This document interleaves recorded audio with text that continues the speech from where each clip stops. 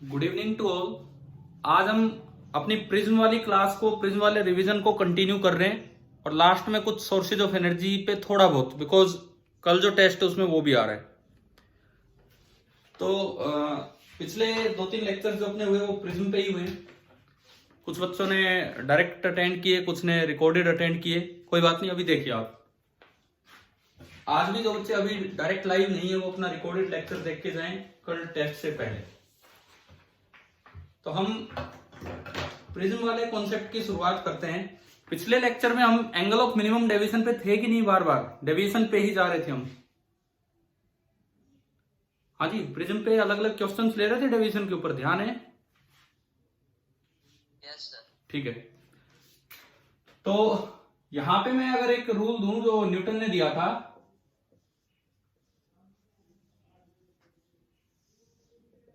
Newton ने यह कहा था कि आपके पास n आइडेंटिकल प्रिज्म है। आपके पास n आइडेंटिकल प्रिज्म है और आपने उनको एक के साथ एक अरेंज कर दिया, एक के साथ एक अरेंज कर दिया, लेकिन दो कंसेक्यूटिव प्रिज्म इन्वर्टेड है एक दूसरे के रिस्पेक्ट में। दो कंसेक्यूटिव प्रिज्म इन्वर्टेड हैं एक दूसरे के रिस्पेक्ट में। इस तरह से आप अरेंज करते जा रहे हो।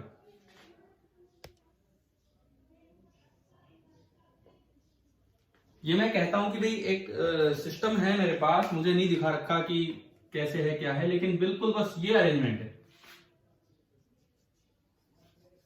ये अरेंजमेंट है। यहां पे लाइट एक जगह से एंटर होती है और लाइट दूसरी जगह से बाहर निकलनी है।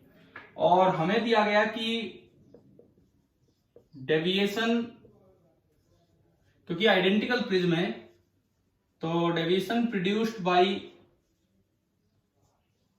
Any one of the prism is delta. तो आप बताइए टोटल डेविएशन क्या होगा न्यूटन की थ्योरी के अनुसार। न्यूटन ने जो एक्सपेरिमेंट किया था उसके अकॉर्डिंग। जीरो कैसे बताओ? पैरेलल निकल जाएगी सर। क्या पैरेलल निकलेगी? ऐसे कैसे? हाँ, आपके समझ आना चाहिए कि कितने प्रिज्म है ये। एक लगाऊं तो डेल्टा ही होगा, दो लगाए तो कोई कुछ नहीं होगा। पढ़ा था ना हमने, कई बार पढ़ चुके हम न्यूटन की ये वाली बात। ठीक है, तो या तो ये जीरो होगा या फिर ये डेल्टा होगा। या तो जीरो ही होगा या ये डेल्टा होगा। किस बात पे डिपेंड करेगा बताओ? हाँ, n कितना है? आपने बोला है n प्रिज्म ये लगे। जीरो कब होगा? If n is even. And ये डेल्टा कब होगा? If n is odd. This is Newton's law about identical prism. समझ आ गए ना ये? ठीक है, चलें आगे बढ़ते हैं दूसरे काम पे। आप नोट कर लेना साथ साथ। ये लेक्चर भी अपलोड होगा, आप वहां से भी देख सकते हैं, लेकिन अभी डायरेक्ट अभी प्रेजेंट है तो आप अभी अटेंड कीजिए।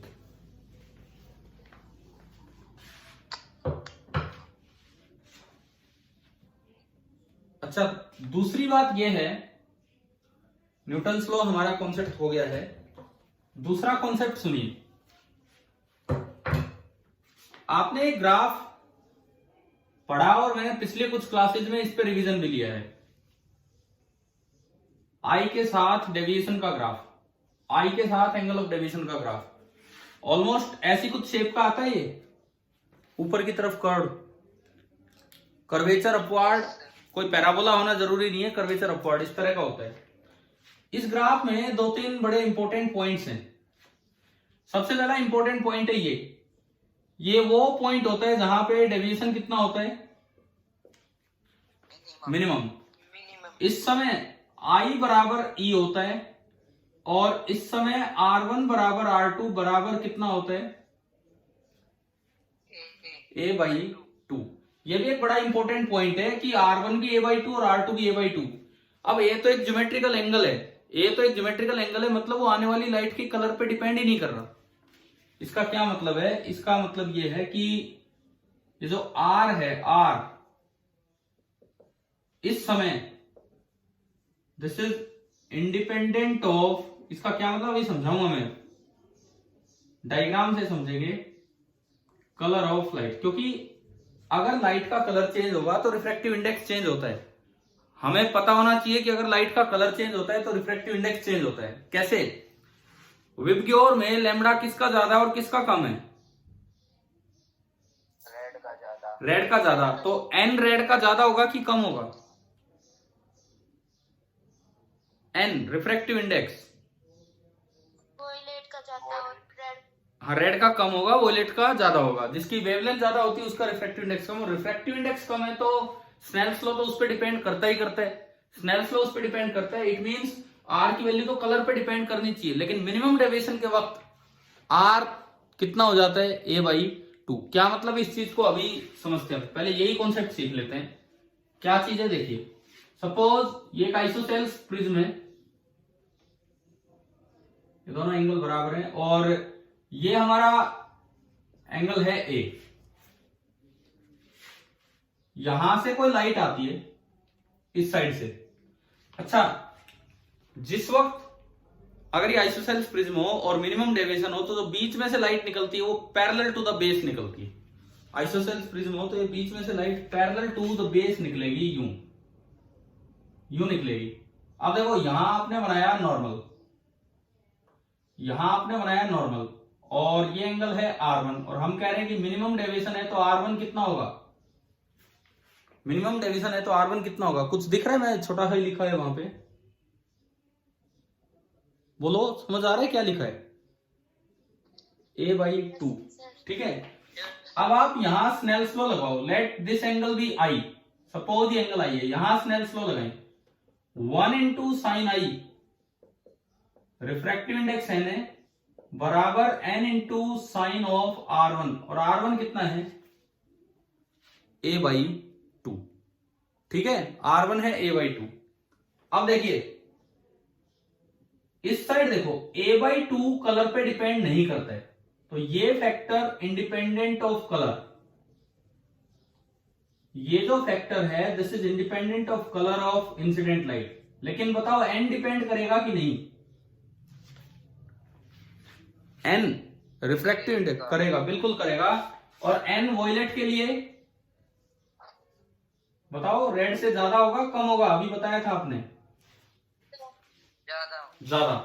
एन वॉयलेट के लिए ज्यादा होगा, तो यानी कि ये प्रोडक्ट वॉयलेट के लिए ज्यादा है। It means sine I violet के लिए ज्यादा होगा, तो it means angle of incidence violet colour के लिए क्या होगा? ज्यादा होगा। यानी कि जो एंगल ऑफ इंसिडेंस है वो वॉयलेट कलर के लिए ज्यादा होगा और रेड कलर से। इसका मतलब अगर आप मिनिमम डेविएशन चाहते हो, यहीं पे आप मिनिमम डेविएशन चाहते हो, तो मान लो ये रेड कलर की लाइट इंसिडेंट हुई है, वो पैरेलल टू द बेस निकल गई, तो ब्लू या वॉयलेट कलर की लाइट ज्यादा एंगल पे आएगी। ये मैं वॉयलेट बोलता हूं, वॉयलेट, ये रेड बोलता हूं। ये angle of incidence for red and ये आपका है angle of incidence for violet. तो देखो आप मिनिमम डेविएशन के केस में क्या आई सेम है दोनों कलर्स के लिए? क्या आई एंगल ऑफ इंसिडेंस सेम है दोनों कलर्स के लिए अगर मिनिमम डेविएशन है तो? बताओ। क्या सर? मिनिमम डेविएशन वाले केस में क्या आई की वैल्यू अलग अलग कलर्स के लिए सेम है कि अलग है? अलग है। अलग है। लेकिन अंदर ज्योमेट्रिकली आर सबके लिए क्या है? सेम है, चाहे वो R1 हो चाहे R2 हो, क्योंकि R1 बराबर R2 बराबर a/2 होता है। तो पहला पॉइंट बताओ, इस समय ये पॉइंट आपको समझ आया कि नहीं आया जो अभी मैंने बताया? Yes sir. ठीक है, ये डायग्राम समझ आना चाहिए कि अगर आप मिनिमम डेविएशन चाहते हो तो रेड कम एंगल पे इंसिडेंट होगी, वॉयलेट ज्यादा पे, और तब जाके दोनों सेम एंगल पे बाहर रिफ्लेक्ट हो रही होंगी इसके अंदर। ठीक है, अब मैं बात करता हूं कि जो ये पॉइंट हो गया, हटाओ ना इसको, इसका डिस्कशन हो चुका है। Yes sir. ठीक है, अब देखो, अब मैं आता हूं साइड वाले पॉइंट्स पे। लो जी, इसको हटा देते हैं।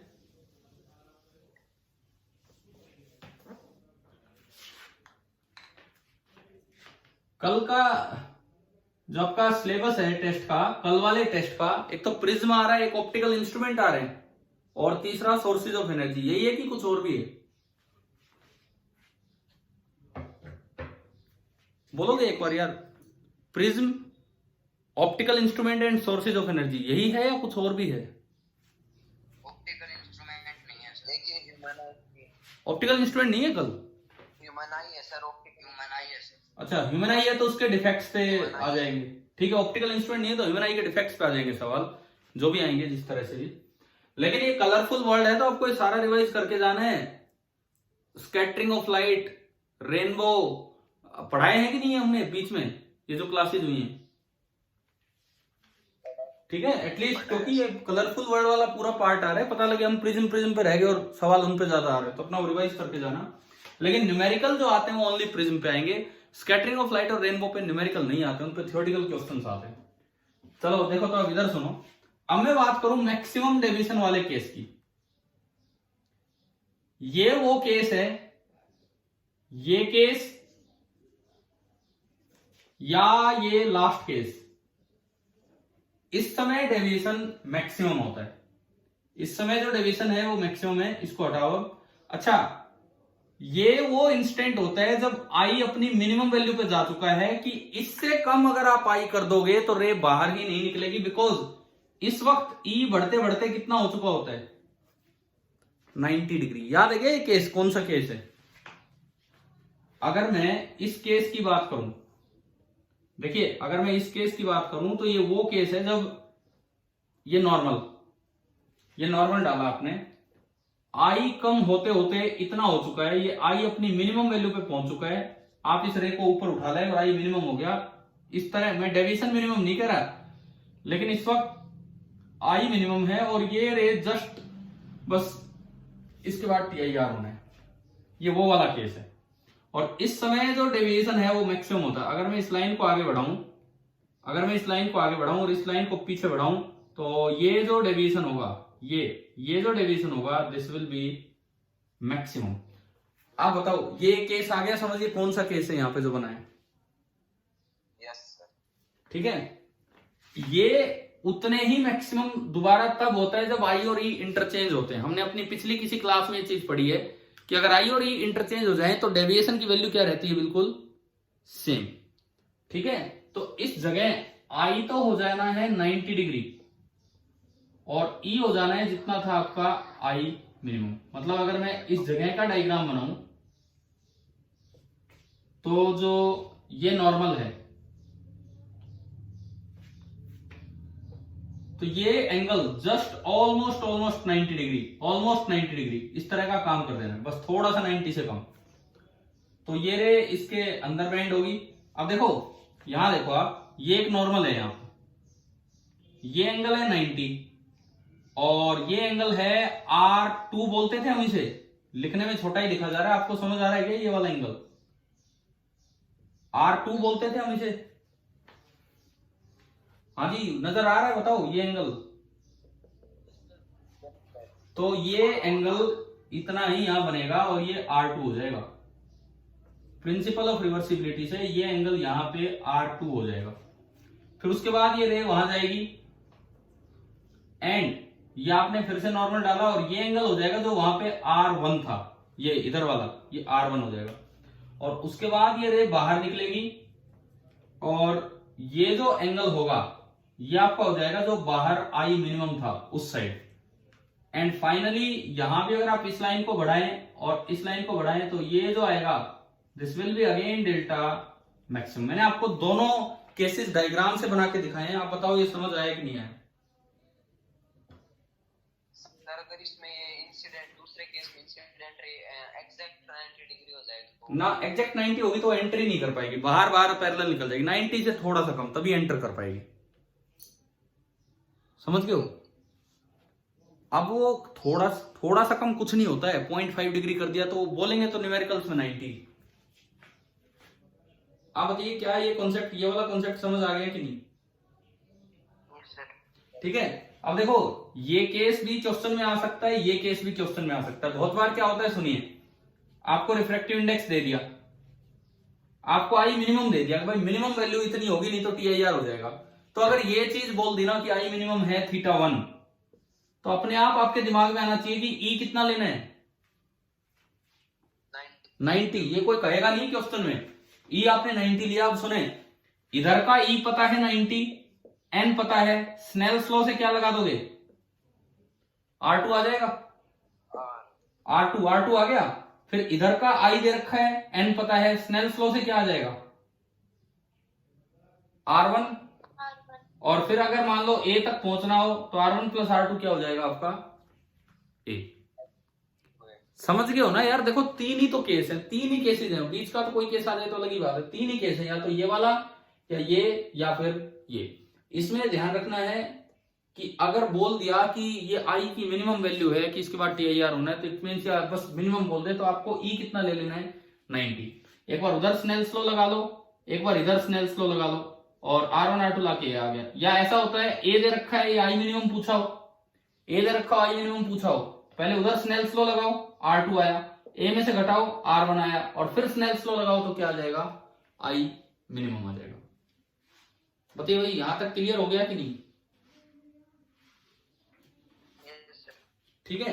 अब ये जो कॉन्सेप्ट है ना आई मिनिमम वाला, ये कलर्स को सेपरेट करवाने के काम आता है। ये जो आई मिनिमम का कॉन्सेप्ट है ये कलर्स को सेपरेट करवाने के काम आता है। देखिए कैसे,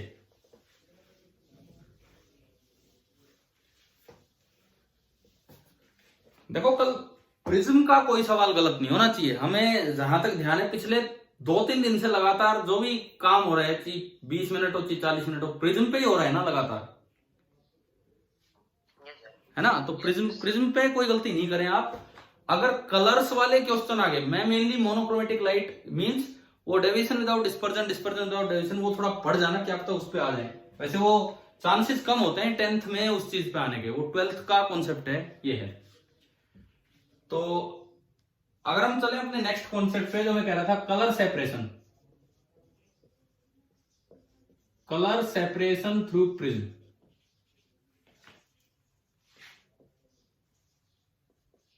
प्रिज्म के थ्रू कलर सेपरेशन आप देखिए कि कैसे होता है। सपोज मान लो एक राइट एंगल प्रिज्म है, कैसा भी हो सकता है। ये कोई प्रिज्म आपको दिया, यहां से लाइट आई, व्हाइट लाइट,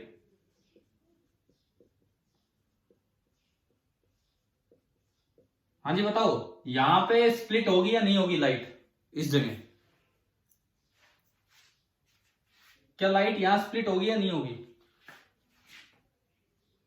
नो सर, नहीं होगी, ये सीधी गई क्योंकि नॉर्मल इंसिडेंस है। अब यहां पे आपने नॉर्मल बनाया, ये आपने नॉर्मल बनाया, तो सबके लिए आई तो फिक्स हो गया, आई तो फिक्स हो गया सबके लिए। सपोज दिस एंगल बी ए, ये 90, तो ये 90 माइनस ए, तो ये भी कितना हो गया, ए, है ना भाई? आ रहा है ना समझ? बताओ ये आई बराबर ये आ गया समझ, ठीक है।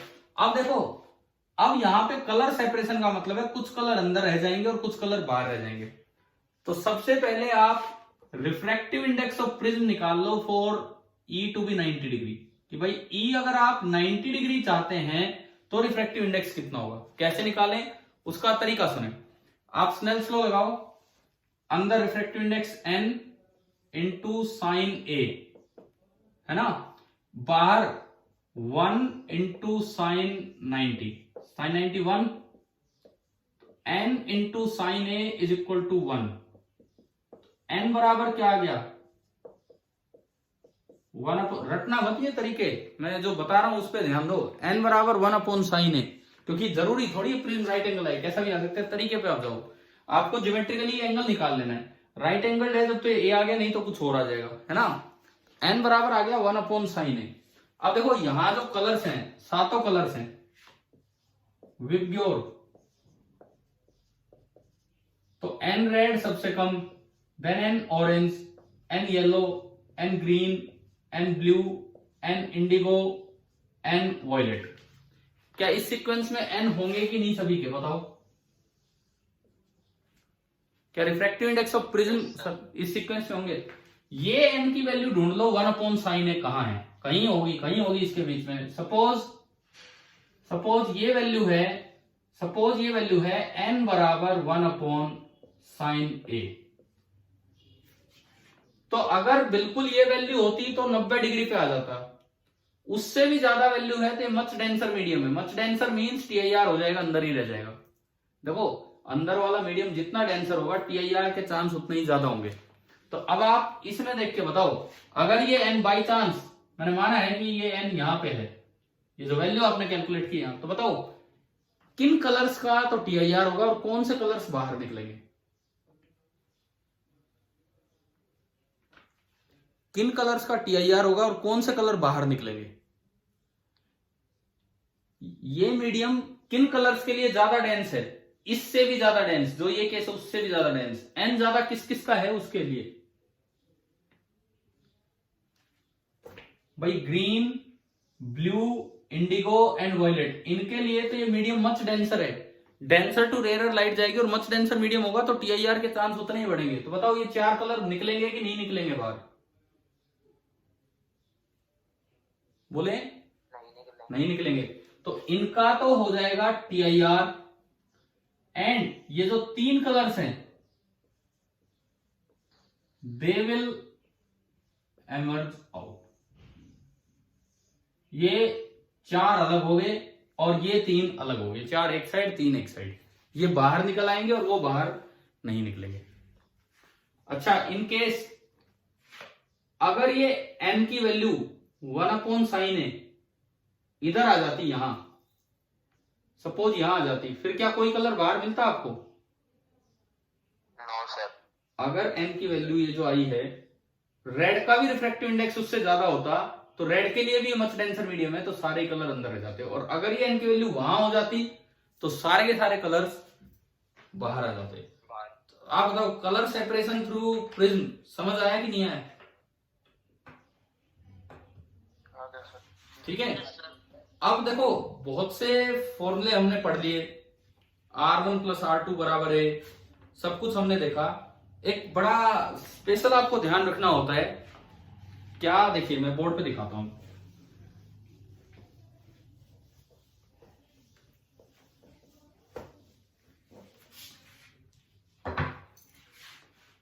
Special case where you should avoid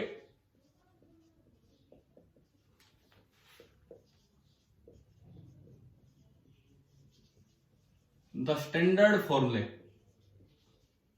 जो आपने स्टैंडर्ड फॉर्मूले बना रखे हैं जैसे R1 + R2 बराबर है, डेविएशन बराबर I + E - A, एक ऐसा केस जहां पे आपको इन चीजों को अवॉइड करना चाहिए। क्वेश्चन हमने लिए हैं इन पे पहले, लेकिन ये बात नहीं बताई तो मैं आपको बता देता हूं, सुनो। Let this angle be A, यहां पे ये नॉर्मल है, ये मैंने यहां पे नॉर्मल बनाया। अक्सर हम रे को इधर से लेते हैं कि नहीं बताओ? जब भी प्रिज्म के बारे में पढ़ रहे हैं, ए यहां से लेते आए हैं कि नहीं आप लोग? नॉर्मल के नीचे से, है ना? लेकिन अगर आप रे को नॉर्मल के ऊपर से लें, ध्यान देना यार इस चीज पे, पहले भी सवाल लिए हैं पहले, लेकिन वो कभी मिरर को सिल्वर कर दिया, कभी कुछ कर दिया, तो इस पॉइंट पे मैंने आपका ध्यान नहीं दिया। लेकिन हमने क्वेश्चन सोल्व किए और ज्योमेट्री का हम यूज करते चले। लेकिन अभी ध्यान दो, इन केस अगर ये लाइट ऊपर से आती है, ये आई है, तो अब आप ना स्टैंडर्ड फॉर्मूले नहीं यूज करेंगे। जैसे R1 + R2 = A, deviation = I + E - A। इनकी बजाय आपको थोड़ा ज्योमेट्रिकली जाना चाहिए कि सच में क्या है कि नहीं है वहां पे। देखो अभी देखो आपको दिख जाएगा, ये रे किधर बेंड होगी? जैसे ही लाइट एंटर करेगी प्रिज्म में, किधर बेंड होगी? टुवर्ड्स द नॉर्मल कि away from the normal? Towards the normal. तो ये देखो, ये रे यूं गई। Now this angle is R1, है ना भाई? ये आपका एंगल हो गया R1। फिर आपने यहां पे नॉर्मल डाला, ये दूसरा नॉर्मल, अब ये अलग तरीके के नॉर्मल बन गए। उसमें तो क्या होता था, वहां नॉर्मल लगता क्योंकि रे ऊपर जाती और दोनों नॉर्मल मिल जाते थे। इस एंगल को हम क्या बोलते रहे हैं, R2। अब जब ये रे बाहर निकलेगी तो किधर बेंड होगी, अवे फ्रॉम द नॉर्मल। अब जब ये रे बाहर निकलेगी तो ये बेंड होगी away from the normal, and normal के साथ ये एंगल है E। अच्छा, अगर आप डेविएशन की बात करें, डेविएशन, तो इस रे और इस रे के बीच का जो एंगल होगा that is the angle of deviation. इसको मैं थोड़ा सा, ये पैरेलल सा बन गया, ये ऑलमोस्ट उसके पैरेलल बन गया। देखो थोड़ा सा कम करते हैं, बस हमने कुछ बेंड कर दिया, अवे फ्रॉम द नॉर्मल थोड़ा सा बेंड कर दिया, और ये आपका एंगल है E। अब अगर मैं इसमें डेविएशन एंगल दिखाऊं तो कहां जाएगा, ये इस लाइन को आप पीछे बढ़ा दो, ये लाइन यूं आ रही थी और उधर मुड़ गई, तो ये जो थोड़ा सा एंगल होगा ये आपका बनेगा डेविएशन टोटल। भाई पहले तो ये बताओ, क्या डायग्राम समझ आ गया कि नहीं? हाँ जी बोलिए बच्चों। ठीक है, डायग्राम क्लियर है आप सभी को। अब ऐसे केस में ना आप वो स्टैंडर्ड रिलेशन अवॉइड कीजिए। क्या उस तरह की ट्रायंगल बन रही है इसमें? नहीं बनी ना। तो ऐसे किसी भी केस में हम पहले कर चुके हैं इस तरह का क्वेश्चन, रे ऊपर से आई है, लेकिन हमने फॉर्मूला अवॉइड किया, हमने ज्योमेट्री का यूज किया। सिंपली आप यहां स्नेल्स लॉ लगा लो, यहां आपने स्नेल्स लॉ लगाया तो 1 into sine I is equal to n into sine R1। Suppose यहां से R1 आ गया, मान लो मुझे R1 मिल गया यहां से, ठीक है। और क्या करें, अब इसमें ये R1 है, ये एंगल A है, तो वो प्रिज्म के बारे में कुछ ना कुछ देगा कि कैसा स्पेशल प्रिज्म है, कि राइट एंगल प्रिज्म है या कुछ और है। Using geometry of the prism की ज्योमेट्री का यूज करते हुए, जैसा भी वो प्रिज्म हो, find relation between R1, R2 and A। या आपको कोई अलग तरह से जैसे दिख जाएगा, राइट एंगल है तो किस तरह से क्या ज्योमेट्री यूज होगी, एंड गेट R2। वहां से आपको R2 ले लेना है, एंड देन लास्ट में अगेन आपको क्या लगा देना है, अगेन यूज स्नेल्स लॉ, और उससे आप E निकाल लेंगे। बताओ क्या स्टेप्स समझ आ गए हैं कि नहीं? क्या स्टेप्स हैं? हाँ जी, स्टेप समझ आ गए, क्या क्या करना होगा? बस वो बीच वाला स्टेप थोड़ा अलग है कि R1 प्लस R2 बराबर A यूज ना करके आपको प्रिज्म की ज्योमेट्री देखनी होगी कि प्रिज्म कैसा दिया हुआ है। बताइए समझ आया कि नहीं आया ये पॉइंट? हाँ भी बोलो। ठीक है, अब इसके बाद बताओ समझ आ रहा है तो मैं आगे बढ़ूं? Yes sir. ठीक है, इसके बाद डेविएशन भी इसको अवॉइड करो। आप डेल्टा 1 निकालो, डेल्टा 1 आई बड़ा है आर छोटा है तो आई माइनस R1, लेकिन पहली बार ये डेविएशन उधर गया, उधर मींस एंटी क्लॉकवाइज। फिर आप डेल्टा 2 निकालो, इस बार देखोगे तो E बढ़ गया, away from the normal bend हुआ तो E माइनस R2, और ये रे यू बेंड हुई तो ये क्लॉकवाइज है, तो इस बार ये जुड़ेंगे नहीं है डेविएशन। आपको ध्यान हो तो उस केस में डेल्टा 1 प्लस डेल्टा 2 होता था, क्योंकि पहली बार भी क्लॉकवाइज अगली बार भी क्लॉकवाइज। इसमें पहली बार एंटी क्लॉकवाइज अगली बार क्लॉकवाइज, तो जो नेट डेविएशन होगा that will be delta 1 minus delta 2। तो भाई थोड़ी कोशिश करना कि अगर कभी इस तरह से लाइट डाल दी जाए प्रिज्म पे तो आप स्टैंडर्ड फॉर्मूलों को अवॉइड करके इस तरह से वहां जाए। चलिए बताओ, ये कुछ बातें प्रिज्म पे समझ आ गई आप लोगों को? ठीक है भाई। Yes sir. अब हम चलते हैं आखिरी 5-7 मिनट सोर्सेज ऑफ एनर्जी की तरफ। हालांकि वैसे तो इस साल बोर्ड सिलेबस से हटा दिया, इसीलिए हमने उस चैप्टर को बीच में रोका, नहीं तो हम, आपको याद हो, सोलर कुकर तक पढ़ चुके थे, है ना? Yes, last topic solar cooker ही लिया था। एक बार मैं जस्ट बता दूं आपको, radiation loss, conduction loss, convection loss, कई तरह की बातें पढ़ाई थी सोलर कुकर में। क्या क्या क्या अटेंड की थी आपने या नहीं वो सब बातें, वो लेक्चर जिस तरह से भी है? Yes sir. तो चलो मैं पूछता हूं आपसे, आप बताओ सोलर कुकर में कंडक्शन लॉस को अवॉइड करने के लिए सबसे पहली बात, सनलाइट आई उसका ज्यादा से ज्यादा पार्ट हीट के रूप में एब्जॉर्ब हो, उसके लिए क्या किया गया था? Black painting. अंदर ब्लैक पेंटिंग। फिर उस हीट का लॉस ना हो, पहली चीज कंडक्शन लॉस को कैसे रोका गया? कंडक्शन लॉस को, पुअर कंडक्टर। हाँ पुअर कंडक्टर साइड वॉल्स। उसके बाद कन्वेक्शन लॉस को कैसे रोका गया? Air tight. Double walled air tight box बना के, डबल वॉल्ड बॉक्स। उसके बाद रेडिएशन लॉस को कैसे रोका गया? ग्लास शीट से ग्रीन हाउस इफेक्ट करवा के, है ना? ध्यान है ना ये सारी बातें? उसके बाद और भी ज्यादा लाइट कैसे भेजी गई उतने ही एरिया पे? Reflection by mirror. Mirror use करके, ठीक है ना? आपने पढ़ लिया ये। बाकी फिर हमने उसको छोड़ दिया था बिकॉज ये बोर्ड सिलेबस में है नहीं ये चीजें। फिर भी जैसे कल का टेस्ट है, पता नहीं कोई एक आधा, बिकॉज कल टॉपिक बहुत ज्यादा नहीं है। प्रिज्म में कलरफुल वर्ल्ड है, ह्यूमन आई है, तो हो सकता है एक आधा सवाल तो यार सोर्सेज ऑफ एनर्जी पे भी डाल दिया जाए, आपके सिलेबस में है सोर्सेज ऑफ एनर्जी। तो एक बार अपनी एनसीईआरटी बुक निकालो, अगर अभी निकाल सकते हो तो। है क्या आपके पास बुक? जस्ट 1 मिनट 2 मिनट के अंदर अंदर एनसीईआरटी बुक निकालिए।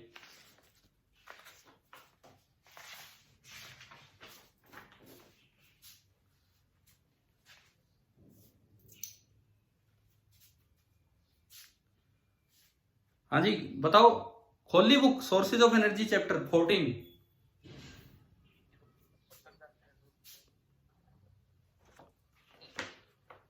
बुक निकाल ली आप लोगों ने? Yes sir. तो सुने, what is a good source of energy पहला टॉपिक है, हम जानते हैं, हम पढ़ चुके हैं। Conventional sources of energy, fossil fuel. मैंने एक दिन एक सीपीपी आपको दिया था सोर्सेज ऑफ एनर्जी पे, दिया था ना कि कौन सा लीस्ट पोल्यूशन क्रिएट करता है, 8-9 सवाल थे उस पर, 9 क्वेश्चंस थे पिछले ही कुछ लेक्चर्स में, वो अपना रिवाइज कर लेना। ध्यान है कि नहीं है बताओ? एक सीपीपी दिया गया था, यस सर। ठीक है। और हो सकता है मैंने पीछे उस वीडियो के साथ भी लिंक कर दिया हो शायद, जहां तक मुझे ध्यान है। अच्छा उसके बाद सुनो, thermal power plant, hydro power plant. बताओ थर्मल पावर प्लांट में क्या मेन बात पे हमारे, थर्मल पावर प्लांट क्या करता है? कोल पेट्रोलियम को जलाते हैं। हाँ, उससे उनकी जो केमिकल एनर्जी है, कोल पेट्रोलियम के अंदर जो केमिकल एनर्जी स्टोर्ड होती है, उससे टरबाइन को रोटेट करवाता है और एक मैकेनिकल एनर्जी से देन इलेक्ट्रिकल एनर्जी जनरेट होती है ये। नेक्स्ट हाइड्रो पावर प्लांट, ये क्या करते हैं? हाइड्रो पावर प्लांट पानी स्टोर करते हैं, वाटर की पोटेंशियल एनर्जी पहले यूज करते हैं, टरबाइन पे गिराते हैं, उससे टरबाइन घूमता है, टरबाइन में काइनेटिक एनर्जी आती है, देन जनरेटर का आर्मेचर घूमता है, उससे बिजली बनती है ना? जस्ट एनर्जी कन्वर्जन तो पता हो किसमें क्या है, ठीक है। उसके बाद है biomass and wind energy, improvement in technology में ये सब आया। बायोमास में बायोगैस प्लांट आपको दे रखा है, लेकिन ठीक है ये अब बोर्ड सिलेबस से तो हट गया है, आप थोड़ा बहुत ये यूज कर सकते हैं कि बायोगैस में मैक्सिमम कंटेंट कौन सी गैस का होता है? मीथेन। उस दिन मैंने पूछा था, इसी बुक का एक क्वेश्चन था, मतलब इसी थ्योरी में से 75% उसमें मीथेन होती है, ठीक है। इसको गोबर गैस भी बोल देते हैं। विंड एनर्जी, ये भी हम जानते हैं यार, विंड एनर्जी में भी आसान सा ही काम है। विंड एनर्जी पे ये नीचे दिया है कि Denmark is called the country of winds, ये बात आप याद रखना, डेनमार्क में ज्यादातर इलेक्ट्रिसिटी विंड से क्रिएट कर दी जाती है उन्होंने। अच्छा उसके बाद आता है अल्टरनेट और नॉन कन्वेंशनल सोर्सेज, जिसमें सोलर एनर्जी, मैंने पढ़ा दिया आपको सोलर एनर्जी। हाँ भाई, सोलर एनर्जी में तो कोई डाउट नहीं होगा ना, अब पढ़ चुके हम इतना, ठीक है। सुनो उसके बाद energy from the sea, tidal energy. कुछ दिन पहले ग्रेविटेशन के समय हमने टाइड्स का थोड़ा सा जिक्र किया था, एक बच्चे ने पूछा था उसके दम पे। टाइड्स सन की वजह से नहीं, ज्यादा इफेक्ट किसका होता है? मून का। क्यों होता है ये भी मैंने बताया था। उसके बाद है वेव एनर्जी, उसके बाद है वेव एनर्जी। हमारे जो समुद्र होते हैं उनमें ना बहुत बार ये समुद्र के पास हवाएं चलती रहती हैं, जिससे वेव्स बन जाती हैं, उनसे वेव्स बनती रहती हैं और वो वेव्स काफी स्ट्रॉन्ग होती हैं, तो उससे भी टरबाइन को रोटेट करवाने में हेल्प मिलती है, that is wave energy. Tidal energy moon की वजह से, वेव एनर्जी विंड की वजह से। क्या समझ आ रहा है क्या ये? Sir yes sir. Tidal energy moon की वजह से, वेव एनर्जी विंड की वजह से। तीसरी कौन सी एनर्जी है? बुक में पढ़ के बताओ। Ocean thermal energy. मिला कि नहीं आपको? अरे ओशियन थर्मल एनर्जी नाम मिल गया बुक में? Yes sir. सर देखो होता क्या है कि टेम्परेचर डिफरेंस होता है ओशियन में, सरफेस में और डेप्थ में। 2 किलोमीटर नीचे जाओगे तो कुछ टेम्परेचर डिफरेंस होता है। टेम्परेचर डिफरेंस की वजह से भी इलेक्ट्रिसिटी जनरेट हो सकती है, थर्मल इलेक्ट्रिसिटी इससे भी जनरेट हो जाती है, और ये पार्ट यूज होता है ओशियन थर्मल एनर्जी में। ये इसमें दिखा है बुक में, आप पढ़ लेंगे थोड़ा सा। तो भाई 3 बातें हैं।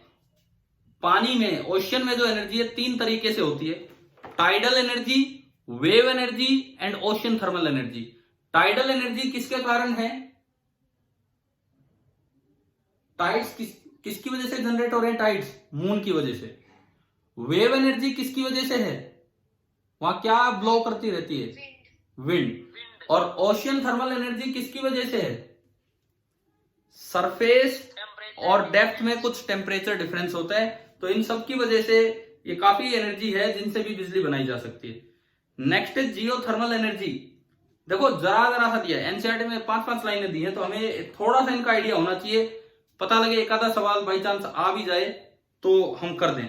जियोथर्मल एनर्जी, धरती के अंदर कई हॉटस्पॉट्स बने हुए हैं, उनसे भी एनर्जी यूज की जाती है, और कई पावर प्लांट है। इसमें लिखते हैं न्यूजीलैंड और यूएसए में बहुत से पावर प्लांट्स हैं जो जियोथर्मल एनर्जी पे बेस्ड है, क्योंकि इसमें बिजली बनाने का खर्चा बहुत कम है, इस तरह से यूज होते हैं।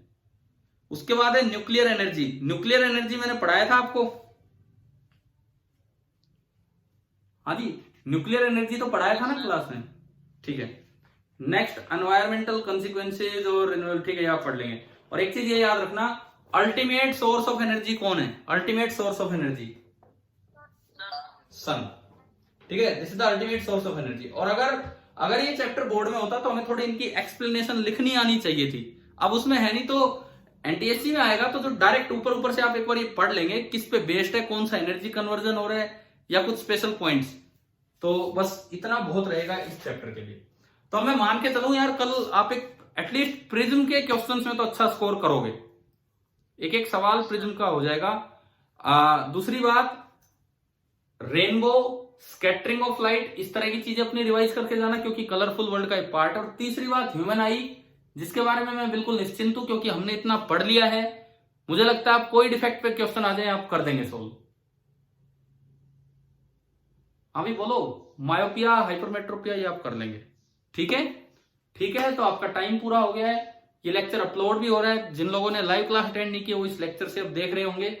तो thank you and best wishes for tomorrow. Thank you.